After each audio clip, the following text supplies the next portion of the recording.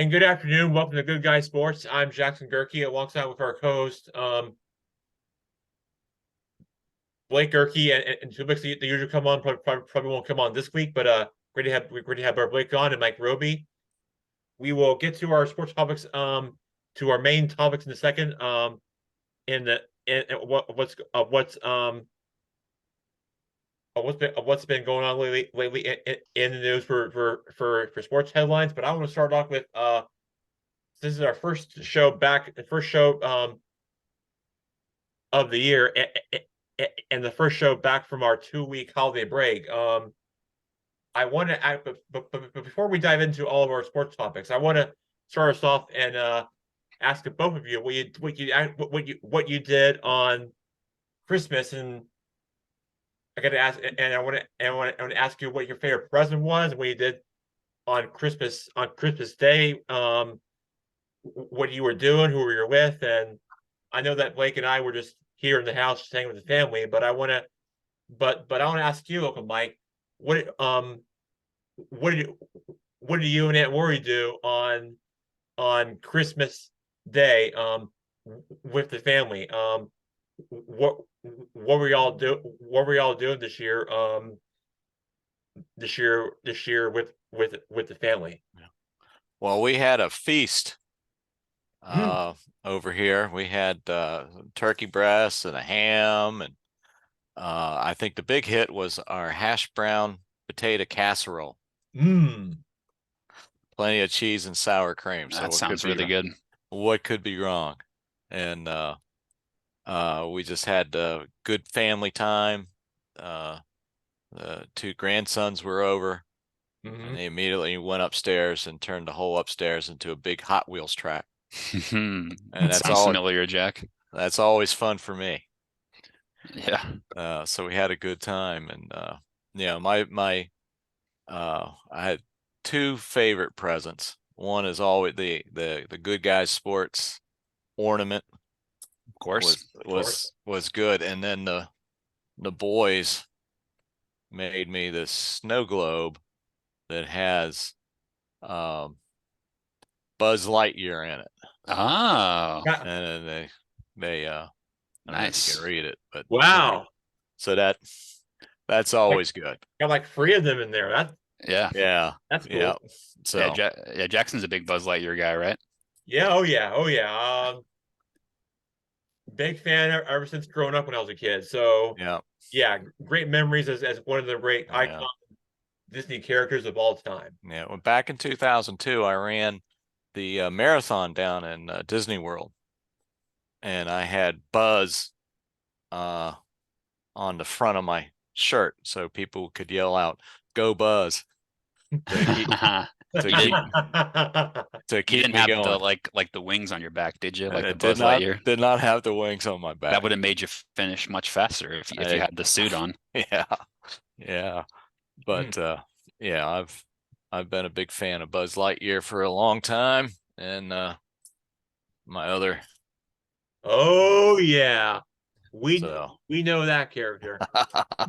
Jackson, give me a little Buzz Lightyear catchphrase. What does he say? To infinity and beyond. To infinity and beyond. We love it. We love it. Very nice. Oh, classic. Definitely. It's in classic. Yep. Very nice. Well, me and you, Jack, had a pretty quiet holidays. Just like you said earlier, we were just kind of chilling with the family, the 5 of us, plus our dog Winnie. We're just hanging out at home. Plenty of good food as well. We do our traditional Swedish meatballs on Christmas Eve. I think I mentioned that on our previous show before the holidays. Those were fantastic. And so yeah, just plenty of chill family time, right? That's right. Just hanging out with family, having a great time, opening presents. And I think mine, I got a couple items that I had. Is the one is the week Horso t-shirt that said "Not so fast, my friends," and then that's right, yeah, an ESPN hoodie. And then my other favorites that I got was that I got an air hockey table and foosball. I played a couple of rounds with you, and I beat you in one of those rounds, but at least you never have. All right. I think I Sound, beat you in one of the rounds as well. it sounds like I need to come down there and whoop you on their air hockey. It sounds like it. Are you a good air hockey player? I will be. Back in the day. Yeah. Yeah, no, it's fun. Yeah, little fun little tabletop games we got. So yeah, definitely. Got to have Mike come on down and test his skills. Yeah, that's great. But yeah, Yeah, New Year's Day, I enjoyed both the Rose Bowl and the Sugar Bowl. yeah, Those were Yeah. good games. yeah. I think kind of. I guess we can transition now to the recapping of the college. But yeah, no, I'm totally with Mike. I mean, to be fair, all three games were close contests, close even contests, and that's not historically been the case the past couple of years with the 4-team playoff format. Usually one of the games or the final in the case of last year is usually like a blowout and not competitive. But I mean, I wouldn't call the game on Monday a blowout per se. Michigan were definitely in control for most of the game, and they looked likely winner for majority of the game. But Washington had a lot of chances, and I know Jackson, you probably would agree. Washington really had a chance in that first half to stay in the game with Michigan, but they had a lot of drops. And I think when they watch that game tape back, I mean, there's not much use watching it back now, as it's a championship game, and a lot of those players won't be there next year. But yeah, I think Michael Penix will be pretty frustrated, and obviously he doesn't want to like blame his receivers and stuff like that. But I know there was one play specifically on a third down where he had his receiver for a possible touchdown, and it was just over the fingertips. Another third down conversion as well, where the receiver was coming out of the backfield and just took their eye off the ball. And so there's a lot of small plays like that the Washington receivers didn't make, and then Michigan capitalized on that and really was able to run the ball effectively. I don't think Penix was as sharp as he had been. He certainly was not as sharp as he was against Texas. Definitely, yeah. And I guess and you give credit to the Michigan defense for that for sure. But yeah, no, yeah, I'm with you. I think in general the Washington offense was just not as crisp as they were in the past couple of weeks. And the ACC refs were letting them play. There was a lot of bumping and pushing in the pass game between the Michigan defensive backs and the Washington receivers, but they didn't throw too many flags. They kind of let them play. Yeah, and I think whenever something like that happens, a team like Michigan that's a lot more physical will benefit from that. But to Washington's credit, they hung in there for sure. But I think Michigan kind of wore them down, right, Jack? Yeah. Washington just did all they could. They only got one touchdown, and Michigan held them to a field goal, and that's really about it. But you're right. Washington had some plays that they had some catches that they just yeah, Michael Penix Jr. From what I saw, he had some throws that one of his to one of his players, it was right there in his hands, but then when it appeared, it looked like he overthrew the pass for the ball. So I feel like they were a couple of miscues for Washington, and I think that what for the Huskies, and I think that they just really had a couple of missed opportunities from what I've seen in this my takeaway from this game, and I think that that from the game perspective that the Huskies just that they just couldn't capitalize on those critical plays, and although it was a defensive battle in the third and through the second quarter, just until like midway in the fourth quarter, where Michigan just finally broke through and went up a couple of scores, and that was where Michael Pix Jr. just made a picks just got picked off a couple times. It just wasn't his day. Somebody had to lose, but it just happened to be one of those games that Michael Penix just had to lose, and that's what happened. And give credit to Michigan Wolverines. They finally won the championship since 1997. The last time they won this thing, but give credit to Jim Harbaugh and the Wolverines, and they were just the better team, and I think that the Wolverines is just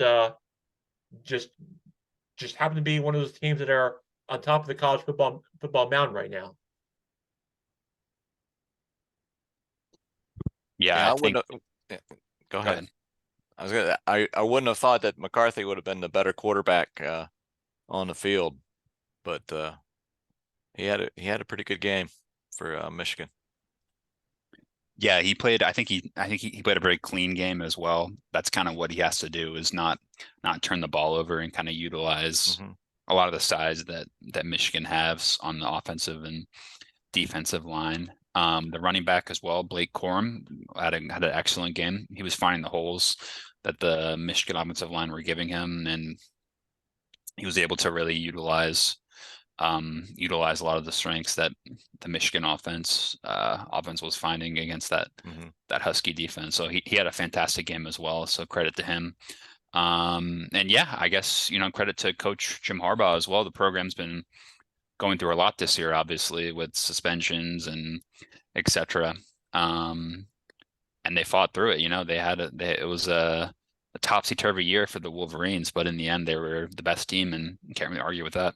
Yeah, I think the Commanders ought to, with their first draft pick, ought to pick the Michigan offensive line. Wouldn't be the worst idea in the world. Because the Michigan offensive line came to play. Yeah, they had something to prove. I guess they were, hearing a lot of the accolades on the Huskies offensive line. Yeah, which was good. But those offensive linemen for the Michigan, man, they were just tearing them up. That's what won, to me. I think that's what won the game, was the offensive line for the Michigan.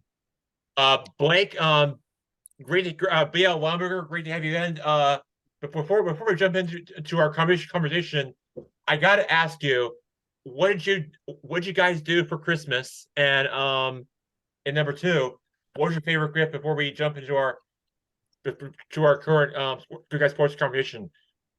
Did you do anything special for Christmas Day with your family? Well, Jack, favorite gift by far was the ornament and the Ghana's the Ghana's soccer shirt by far. Coolest thing I got to do for Christmas was see you, and yeah, just family, just hanging out with the family. So Merry Christmas, good to see you guys. We're back again, and just started school, semester just started, so had a great time, and did not think that, I heard you guys talking about Michigan, did not think that was how that was going to play out, but here we are.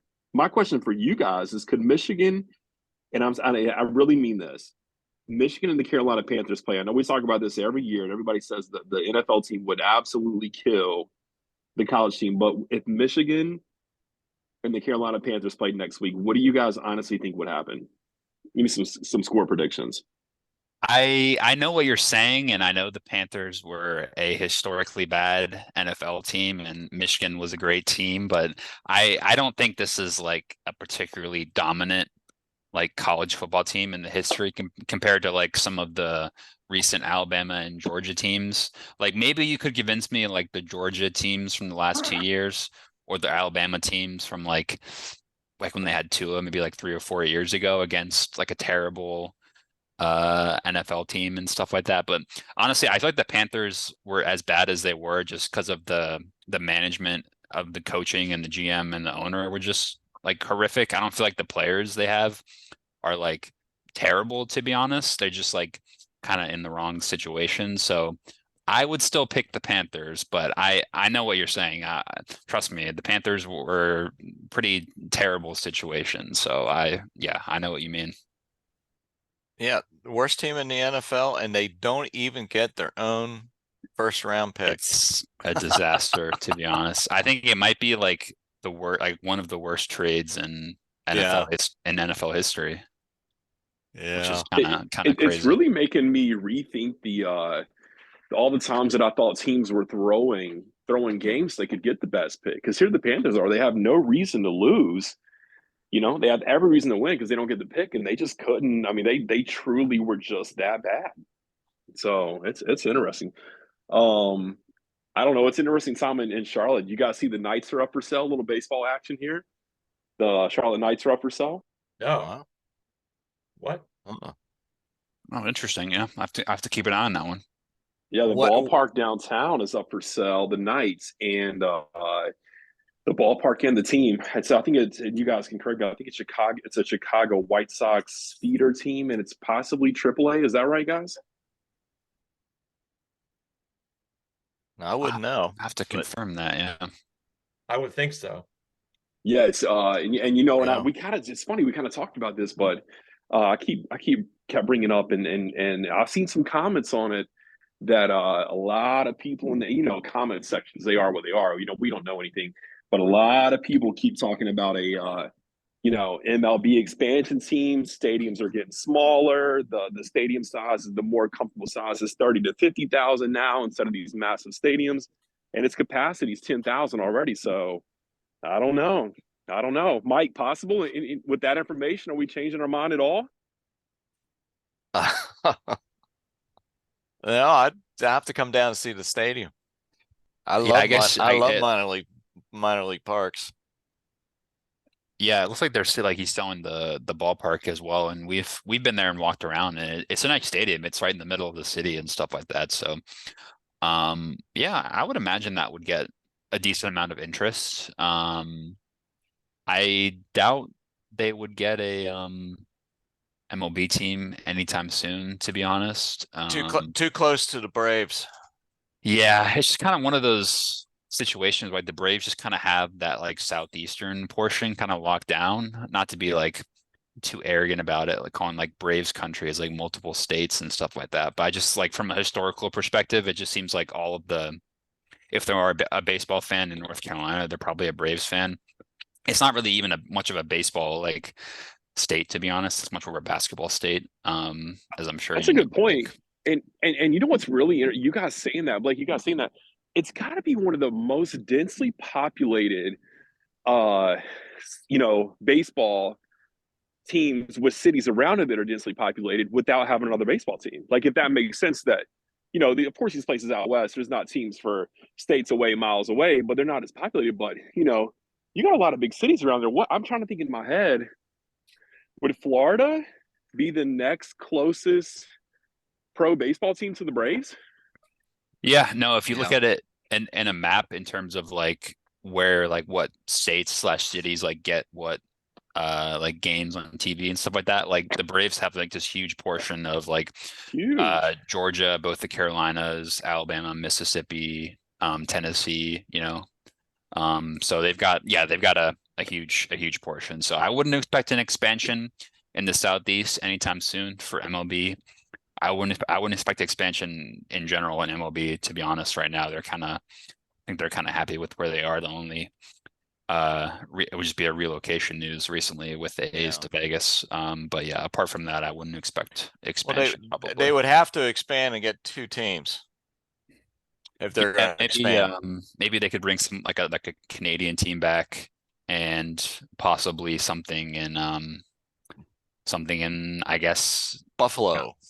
I've heard talk of like Nashville and stuff like that, and Charlotte would be one, and Yeah. that, but I would expect expansion in like NBA or something a lot more soon than MLB, and hockey likes to expand and stuff. They have already expanded recently, so but I don't know. MLB, it's unlikely in my opinion. Jack, so I'm dying to talk about some of this coaching news that's breaking Yes. yesterday. It has been happened in the last overnight 24 hours that I Talk us through it. Yes. I'm gonna get and we're gonna start us off with the first one that broke yesterday is that Nick Saban announces retirement after 17 seasons at Alabama. He has 7 titles in he is in his early 70s. And also happening on the next day, we also had another coach in the news that Bill Belichick is parting ways after 24 seasons, but the Patriots has won 6 Super Bowl titles. It comes after Ron Rivera has been fired and let go from the Commanders, who as we all know, as I found out to many of my sources, that the Commanders are unlikely to get Bill Belichick because of the distraction of the new ownership with the team, and then from my guess is that where Bill Belichick's going to go from here to continue his coaching wherever the team wherever he's going to land for his next coaching job. If I had to guess, he'll for one of the jobs that are opening. And then also before getting into all of that, I did forgot that I also want to want to add that Pete Carroll is also stepping down from coaching, but he'll be in the same role with helping out with the team as a GM or ownership. One of those roles, but he'll still be with the Seahawks, but he'll be done with coaching on the sidelines. He'll probably work in one of the boxes as a team, probably a team GM or in a leader role for some positions up there, but he'll be done the sidelines, and that's where we are for coaching news. For football in the NFL and college. Maybe the top story is Nick Saban and Bill Belichick, but yes, it can be about Pete Carroll too. But their main topics are Nick Saban and Bill Belichick, who are no longer the coaches for their teams. And guys, I want to get your thoughts and reaction to this news that broke over the last few hours and yesterday. And your thoughts as we all know, that's a new era in college football and the NFL, and all I can say is that it'll never be the same like it always is. And guys, your thoughts and reaction to this news that broke. Well, I think, yeah, I mean, kudos to Coach Saban. He's retiring while he's on top of his game. I think he's had 7 national championships, 1 with LSU and 6 with Alabama. One of the interesting facts that I heard this morning is while he was with Alabama, he's had more first-round draft picks than he's had losses. So yeah, I saw that stat. Crazy. 44 first-round draft picks out of Alabama, and that's less than the number of losses he's had at Alabama. That's a cool stat. You know, and then, I mean, just coaching at Alabama, I mean, you lose one game and Tuscaloosa is, their season is gone. I mean, well, here's the pressure. question. Who, I mean, in my opinion, it's the worst and best shoes to fill to come in. Is there any talk with how Clemson season went, with Dabo getting a little frustrated with his fan base for the first time? His alma mater, is there any talk of Dabo? Them entertaining Dabo heading that way? Blake, I don't think I've ever heard any conversation or rumors about Dabo, but what I can tell you that Dan Lanning is one of the leading candidates for this job, but according to my sources from what I've heard over the last few hours, that he is not interested in that job. He instead will stay with the Oregon Ducks. So yeah, I think Lanning's staying. Yeah, is off the table, so he no longer is on the list. So if I had to guess, BL Weinberger, it probably won't just be Dabo Swinney. It probably will be some other candidates that are on the table that are listed. But I don't know. I think yeah. I think Dabo would be pretty wise to jump to that job, given that Clemson have kind of are on the downward trajectory. I mean, maybe it's just one bad year for them, quote unquote, but I mean, he obviously, like, he's from the state and he played there and stuff like that, so the links there are pretty obvious. Maybe they've got some coordinators there at the moment that would take that job, but I don't know. The thing about college football is the job of a head coach is so much more like in depth than an NFL coach because of the recruiting aspect, that there's so much more to consider when replacing like a legend at a college. It's almost impossible to replace like a legendary college coach like Nick Saban, because you have to do all of the recruiting. You have to be as good of a coach as he is, not to mention they're in the toughest conference, who they're adding in Texas and Oklahoma next year. So, I mean, okay, obviously it's a good job. It's Alabama and they've got great players, but it's going to be hard to replicate what Saban has done. You've already seen, I think, one top 10 recruit flipped after Saban left the program. So yeah, I don't know. I mean, whoever takes it, I mean, good luck replicating what Saban has done, and they'll obviously have advantages being in one of those top programs. But especially the way college football is right now with NIL, which is probably part of the reason that Saban decided to leave.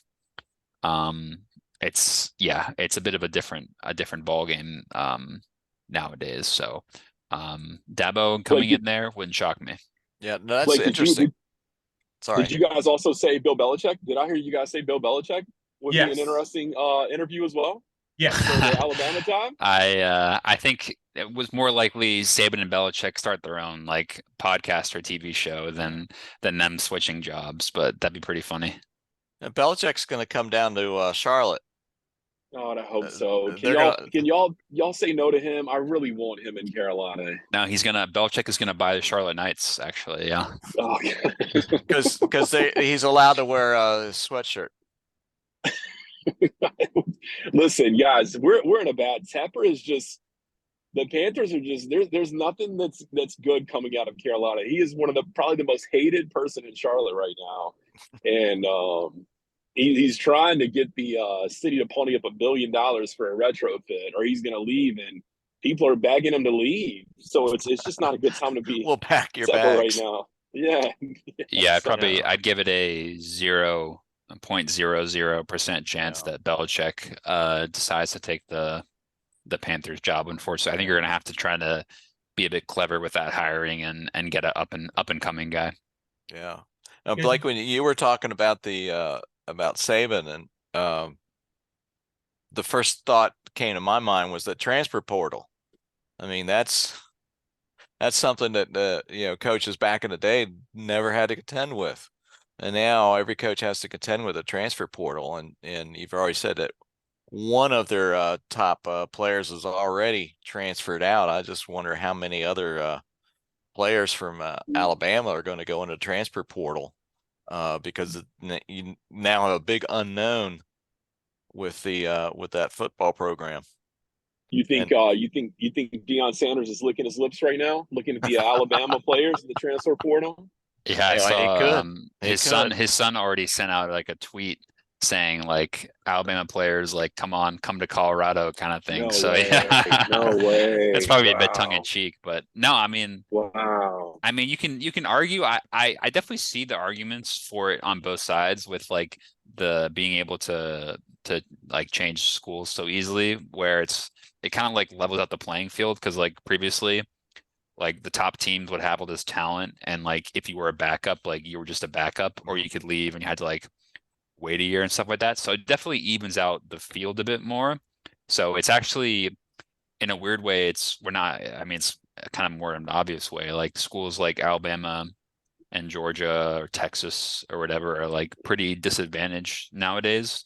Their advantage in NIL because they have big boosters and they can provide a lot of money to recruits and stuff like that. And maybe Saban was kind of new to that world, so that's kind of why he wanted to get out while he did.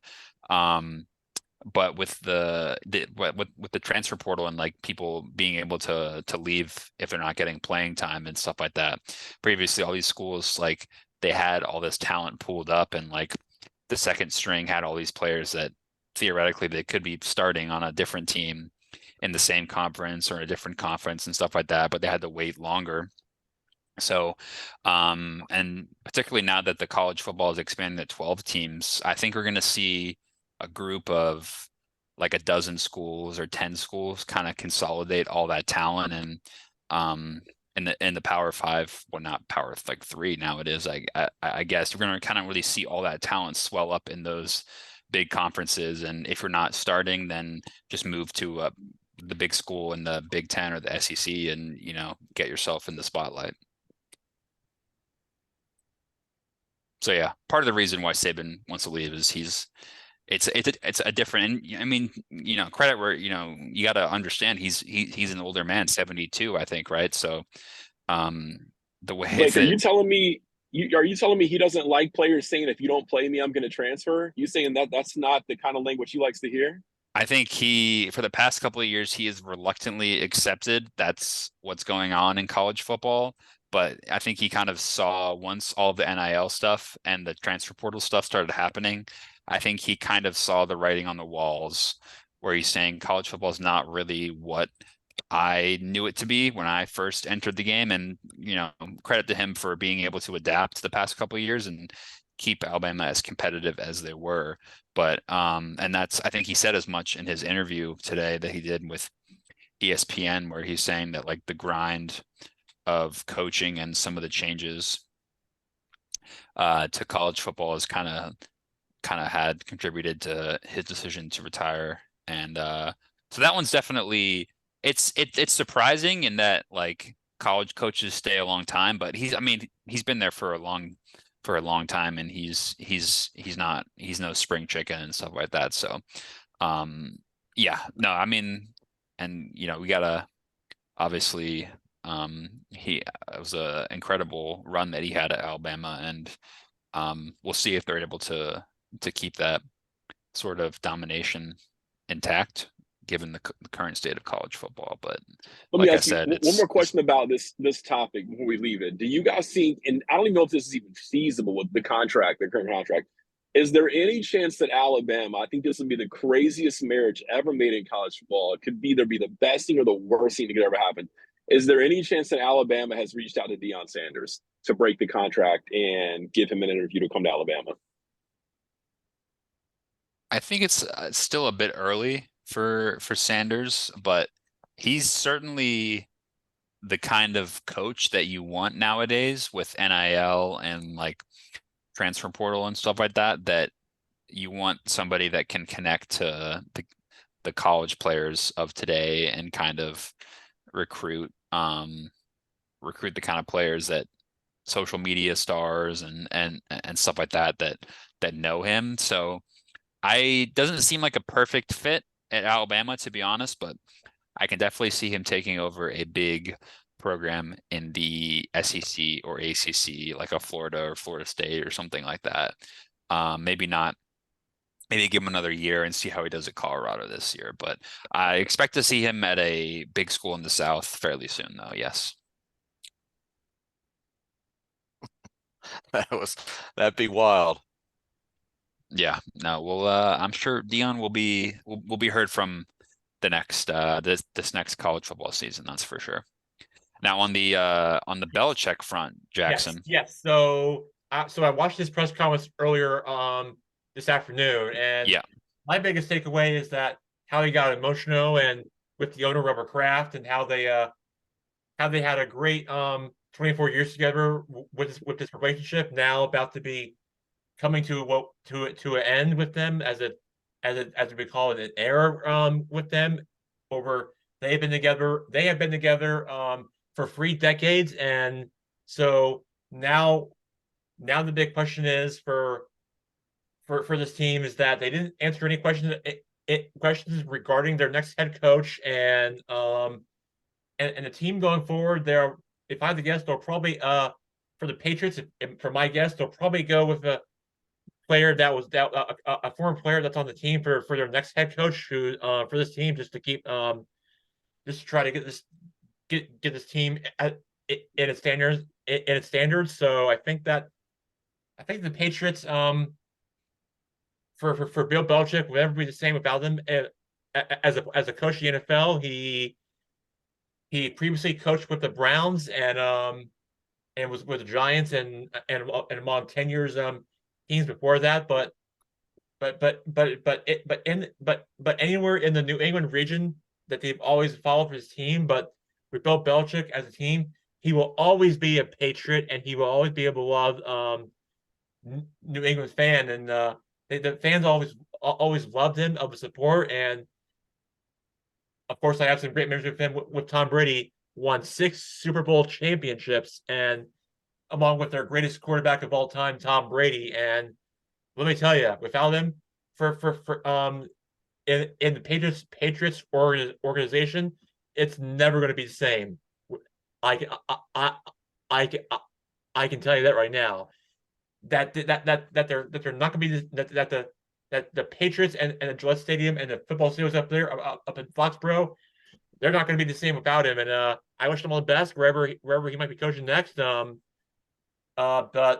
wearing his hoodie and during the winter time and how he's just always love his Belichick things. And one of my greatest memories is on the Kansas City, and of course all of his greatest quotes during his press conferences. But Bill Belichick, he will be missed, but I wish him all the best. And if I had to guess where he might be going to next for his coaching career,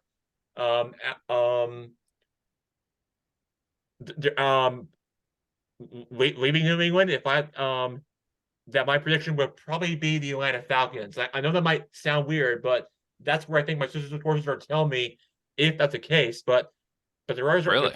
yeah. I've heard this on ESPN, and if that's true, that's where I think he might go. But there's also going to be some other teams that are out there too, that are in search of a coach too. So let's keep that in mind. So Jackson, did you just put Speaker Gate and Deflate Gate in the same place? There's a lot of conspiracies that go in the same arena. well, I didn't say any of that. So we'll bring Belichick down to Atlanta, and he'll put even more fake crowd noise into the stadium. Yeah. Lead us all the way to the Super Bowl. I've got another wild one for you. Okay. Okay. So there's 2 parts. The first part has to happen first. So if the Eagles lose to the Bucks, will the Eagles be looking for a new head coach? Ooh, wow. That's the first I've heard of that. I like that. Because they just got rid of their defensive coordinator. Well, so they brought in the old Patriots guy, Patricia, right? The Eagles owner is not too happy. Huh.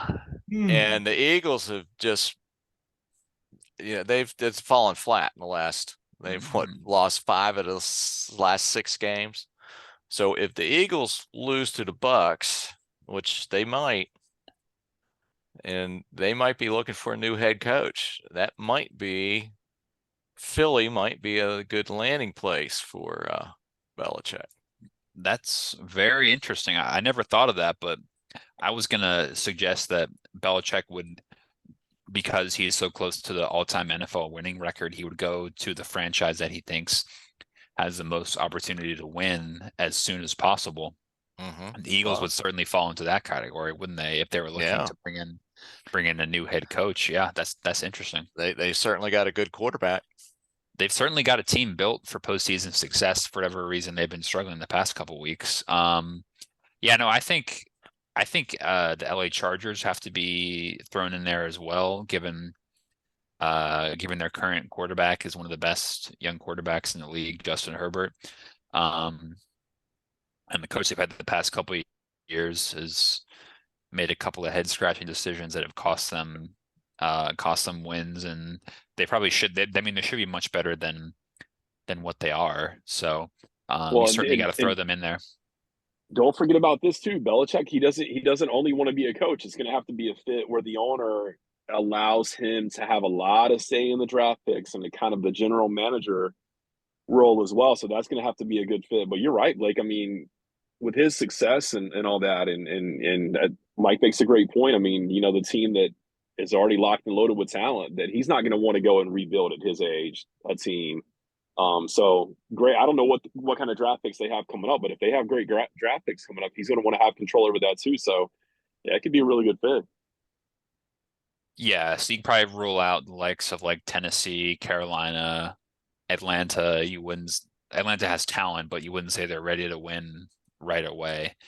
Same thing with like Indianapolis or something like that. They're still kind of I'm just trying to think of other vacancies. Did Those he are kind rule of out? Did he say anything in the press conference, Jackson, about ruling out coaching again, or is he open to it? Did they ask him no, that he definitely question? wants to, well, he definitely wants to coach, but the thing, I don't know if you heard, Jack, does he also wants to be a GM still, or does he just want to be a coach? That's what I'm trying to understand. Do you know anything about that, Jack? From what I've heard, they didn't get the full details of that from what I've heard in this press conference this afternoon. So I think what they were asked, I think what the people were asked in this press conference is that what of how things could have been different if they were to keep him for a couple of years, because they had like 1 year or a few years remaining left in his contract. So that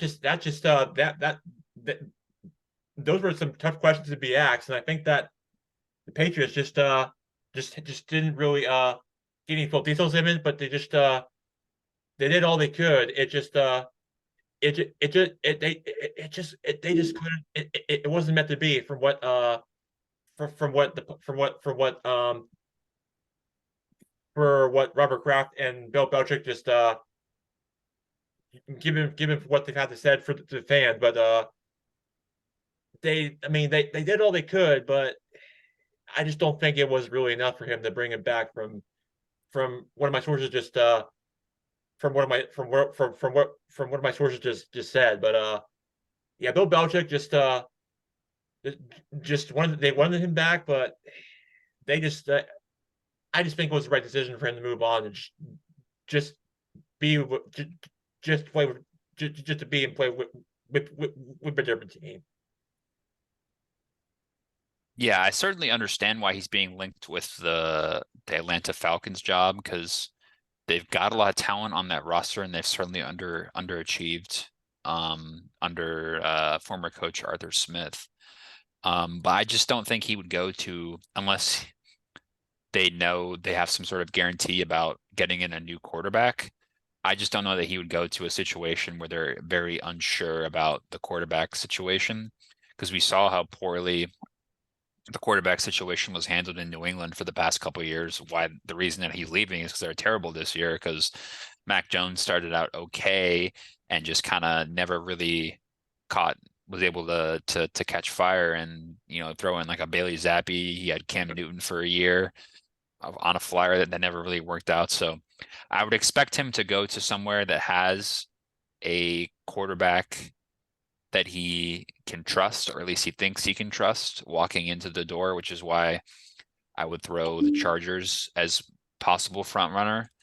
But Atlanta certainly has talent compared to like a Carolina. No offense to B.O. Lineberger, but that's more likely for sure. But I don't know. Are there any other destinations? I suppose it depends on what happens in the playoffs. Like Mike said, they'll probably wait and see if there's a big and you know what? Mike mentioned Philadelphia. You certainly can't rule out the Cowboys and Jerry Jones to make a big splashy move if they suffer a embarrassing playoff loss as well, trying to bring him in. I certainly don't think, Mike McCarthy is certainly not Vince Lombardi, is he? I don't think he's invincible from getting let go from his position. So of the jobs right now, I would suggest the best destination for him is the LA Chargers. But if a team, I think he'll wait around and see if a team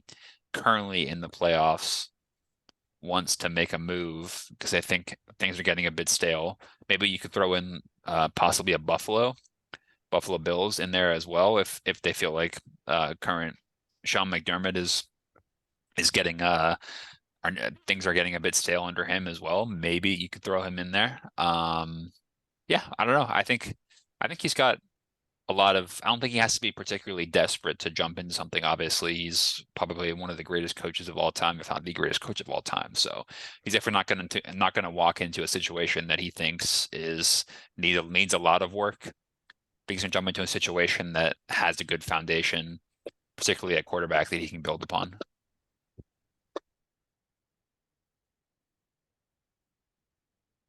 Guys, speaking of great coaches, when is the last time two brothers in the same consecutive year won the college national championship in the Super Bowl? Has that ever happened? To 2024. He's got a good chance, doesn't he? Yeah. That's another one as well with Jim Harbaugh. I think I was talking with Jackson earlier about, would it be a case where Michigan wins a national championship and Jim Harbaugh feels like he can't top that, and it'll be difficult for him to repeat that kind of success, so he jumps to the NFL? Or is it a case where, like, I'm at a team that just won the national title, one of the best teams in the country, why would I leave to go to the NFL? I don't know. Mike, do you think there's any chance Jim Harbaugh takes an NFL job this year? It's possible, but I see him staying with Michigan. He'll want to play the Huskies again once the Huskies join the Big Ten. Yeah, yeah. By the way, I do want to point out that the rematch between Washington Huskies and Michigan play on October 5th. That's pretty cool. That's interesting. And would that be two new quarterbacks? Will Penix and McCarthy be gone? The Penix will be gone. I think McCarthy should still be there. Yeah, McCarthy I think he's coming back to play one more year. Yeah, he's got at least another year, I think. Yeah. But Blake Corum, who is a local athlete, just not far from Uncle Mike, in a town called Front Royal, Virginia, which I feel like is where he grew up in his house, and just showing his tattoos on one of his arms. And he was by far, and he had 2 touchdowns in the national championship game, and this guy was special, and that's why he came back for his senior season. And he'll be declaring for this year's NFL draft and going to the combine, and should be a special player to watch in the next level. I will say this too, guys. This is going to be interesting. This is looking out a little further, but college football will stay. One of the things that'll stay really interesting to me is a team with 1 loss and even 2 losses now into the season is not necessarily, there's no chance they get into the playoffs. So it'll make me stick around on some of these teams that I think are good and just had some bad losses. We'll still be watching these teams and thinking, well, they're not necessarily still out with the new playoff schemata. So I think it's going to be interesting next year. We're in for a wild ride. No, I agree. I think they picked the right teams this year. Even though Florida State got dissed, but then what was weird? Mike, what about Georgia? Do you think Georgia was in one of the top 4? Do you think Georgia would beat Washington? Probably the way they played against Michigan, but the way Washington played against Texas, they were different teams. But he handed to Georgia for the players wanting to make a statement in the Orange Bowl. But true.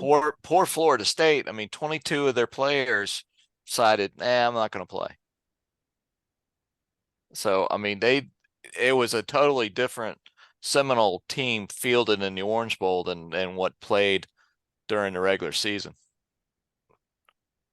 And that just struck me as being rather odd that that goes on. And I can understand nobody wants to get hurt because they don't want to ruin their NFL draft picks, but You know, I wonder how many out of those 23 are going to the NFL, or if it was more just a protest of them not getting in the CFP. yeah.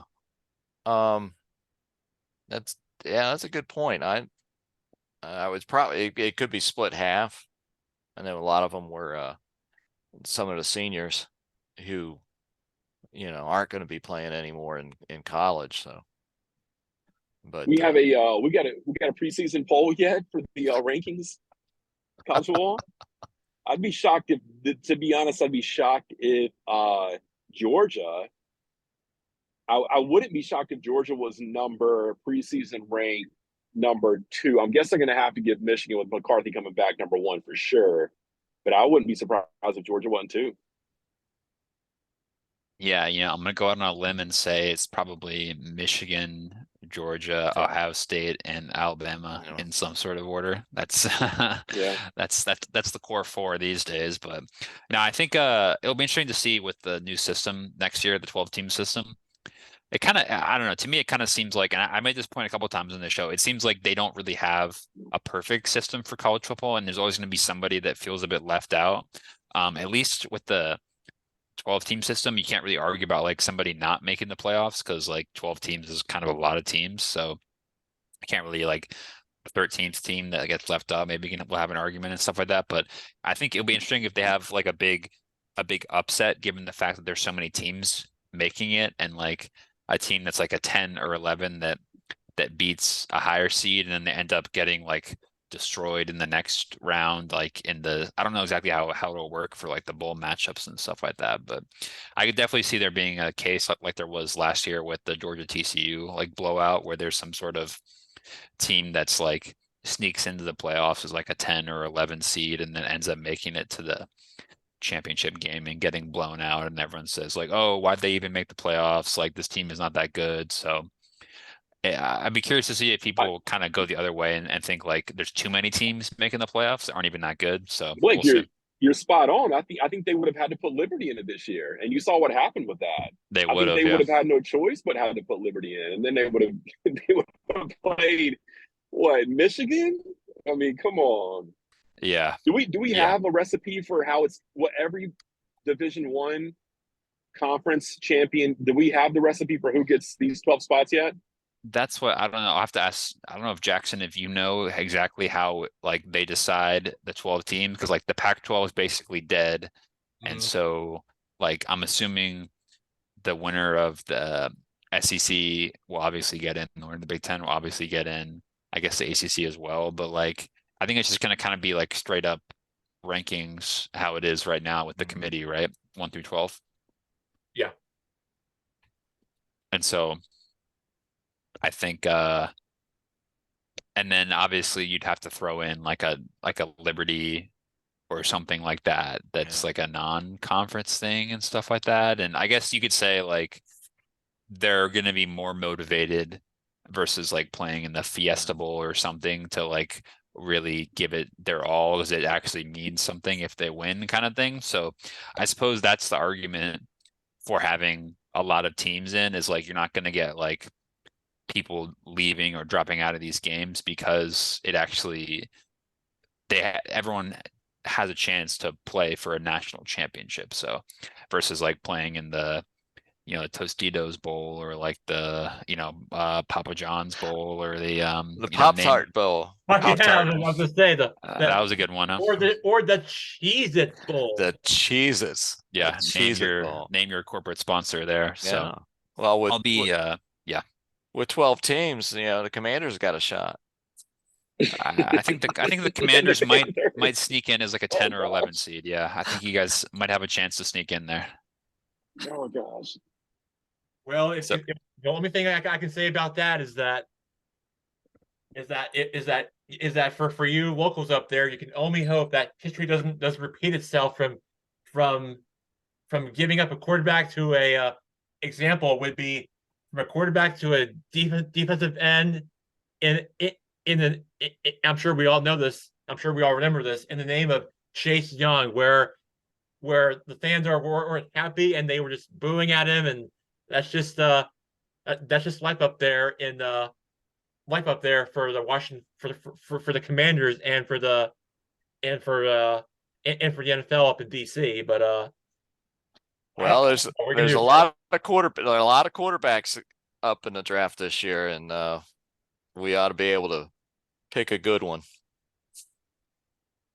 So Yeah, I think Speaking speaking of of the, oh, sorry, go ahead, Blake. No, go ahead because I'm gonna switch to I want to see how Mike's Washington hockey team's doing in a second. So you go ahead and knock out the football. Well, yeah, no, I was just going to touch upon, speaking of the Commanders, they obviously have a coaching vacancy as well. So I just wanted to mention a couple of the other teams that will be looking for new head coaches. Ron Rivera out in Washington, Mike Vrabel out in Tennessee as well. And so Mike Vrabel, former Patriots player, so you could perhaps see a link there for him wanting to take over the New England job. So keep an eye on that one. And I don't know, Mike, have you heard anything about the new ownership's search for a new coach? Obviously, Belichick has been linked to that job, maybe just because he is in the northeastern area, maybe. I don't know if it makes a total sense for him to take that job, but have you heard any other names? I haven't heard any other names. I know they formed a search committee. That's about all I really know, and That's the first step. that's the first step. And they're going to be talking to the Cowboys defensive coordinator and a couple other people. But interesting for the Commanders. I mean, they already have the enemy. They So make him would he be make obvious him the head. candidate, right? Yeah, make him the head coach. That would be good for the, one of the things that Rivera was saying in a recent press conference, he was like, he had been spending the first 4 years as managing, but since they fired the defensive coordinator, he got back to coaching, and he really enjoyed coaching. And I just thought that was an odd comment that the head coach didn't like managing the team, and obviously the head coach has got to do a lot of managing, but he wanted to get back. He enjoyed getting into more on the coaching side. So anyway, I just thought that was. Mike, do you think the rule to be on that committee is you cannot vote to hire a former Carolina Panthers coach? Do you think that's the only stipulation? No, I don't think so. I don't think so. But where was Rivera before the Panthers? Was he a coach for another NFL team? Well, I know he played for the Bears, and I don't know if he was an assistant coach with the Bears or not.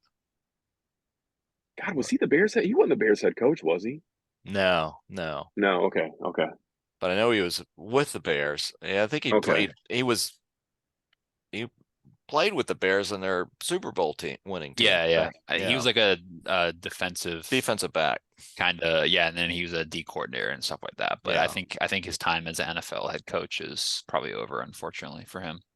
Yeah, at least for the next few years. Let me go back to a D coordinator job somewhere, probably. Mm-hmm. Yeah. Do you want to? Yeah, real quick before I want to.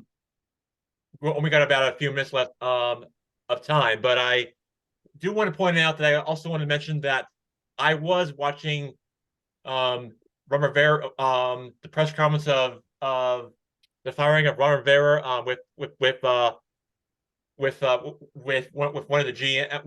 of the owners of the team on the Washington media, and the one name that they were talking about is Bob Myers from the Golden State Warriors. They were just talking about him because they feel like it would be a good fit for something like basketball on grass, because he's won championships before with as a professional sports team, and I feel like that could be maybe a possibility fit for the team, which I feel like could be a huge boost for the Commanders if they were to target him. But I feel like it would be a big ask if you really want him. What do you think about that? What do you think about that name, Mike? Well, I think he's on the search committee to find the new head coach for the team. That's what I was saying. And I think that makes a lot of sense, because someone who's been there, done that. Because it's all about the personality and the mindset, and how someone strategizes. But so I think it's good. I think that Harris is doing the right things. So the city is still optimistic. We just need to tear down RFK and rebuild the Commander Stadium where RFK is and move them back into the district. Mike, I got so many good memories there, though. I got so many good memories of yelling at outfielders from other teams at RFK on the very front row of the outfield. RFK was great. I loved RFK. Mike, before we leave, I'm going to make one more. I want you to talk to everyone you need to in DC, and I got a trade proposition for you, okay? And so just run it by your people, and it's a big trade. It's one of the biggest trades ever in sports history. Okay. You get a great hockey team, the Carolina Hurricanes. Sorry, Blake's probably not going to like that. He's in the vicinity. I'm too far away, so that's the reason I'm offering you this. You get the Carolina Hurricanes, the Charlotte Hornets, and the Carolina Panthers. In return, we get the Commanders, we get the Washington Nationals, and we get your Wizards. No. No? No go? No Yikes. go. Even with the Hurricanes are on a tear right now? I don't want Okay. It's a well-run franchise. I don't want to lose my Nationals. Yeah, Okay. that's fair. Yeah, Okay. I can't lose my Nationals. Okay. I think I totally agree. People in DC don't even want to see their sports teams leave. I am with you on that boat, Mike. Hey, real quick before here's what's happening. We are out of time, but I wanted to just throw this in very quick. Just to recap real quick about Bill Belichick's win record. He is behind Don Shula and George Halas for the all-time career winning percentages. Just wanted to point out that real quick for our audience. And before we get out of here, and then Andy Reid right there with them with Tom Landry and among many others. So we are out of time for the show, but real quick, what are you guys' thoughts on the all-time winning percentages as a modern era NFL coach? Yeah, I mean, I think that's kind of the reason I was saying that he wants to join a team that has a chance to win quickly is because he definitely wants to get the record for the most wins. So unless things go like terribly for him as a new team next year, maybe he'll just retire and call it quits. But I think he's going to try to keep coaching until he gets that record because he's so close. I think he cares about NFL history like that, Belichick. I agree. Guys, before we go, go ahead, Mike. Sorry. It's number of Super Bowl trophies you got. That's what matters. And he's got a 6-pack. He's got a 6-pack. Oh, speaking of 6-packs, that's actually my last number as well. Don't forget to go watch the first 6-run home run was hit this past week. Dubai started a baseball league with retired famous baseball players, and they have a money ball in there. And if you get to choose when your batter's up, if you want to put the money ball in rotation, and every home run when the money ball's hit's worth 2. So the first 6-run home run was hit because he hit with 2 people on base, and they got 6 runs out of the home run. So go check it out. Dubai's got a baseball league, and the 6-run home run was hit for the first time. Wow. Interesting. I have to check that out. Because everything's going on in the Middle East these days. Every sport's got something going on. Crazy. Did they let Pete Rose play? I'm sure he's there. I think the pitcher was Cabrera. Is that right? Cabrera, 50-year-old Cabrera or something? Could be. Yeah. I'll have to check that out. Thank you for letting us know. All right, Jack, you want to close things up for today? All right, Blake. All right, guys. Great way to close out the show. I know that we're past our time, but anyway, it was great to have you. Great to have all of you back from our holiday break. Great to be back on our first show of the new year. Great to have everybody back. Great to have everybody back from Christmas and the new year. great to have all your faces in our great to talk and hear from you and talk sports, and great to have it's always great to hear from you, and hope that we talk to you guys again next week and very soon. Great great to hear from all you guys. Absolutely. All right. Thanks for having us today, Jack. Thank you, Jack. Happy New Year. Happy New Happy Year, New everyone. Year. Happy New Year. Happy Woo! 24, everybody. Bye. See you guys. Take care. See you. See ya. Bye. Bye.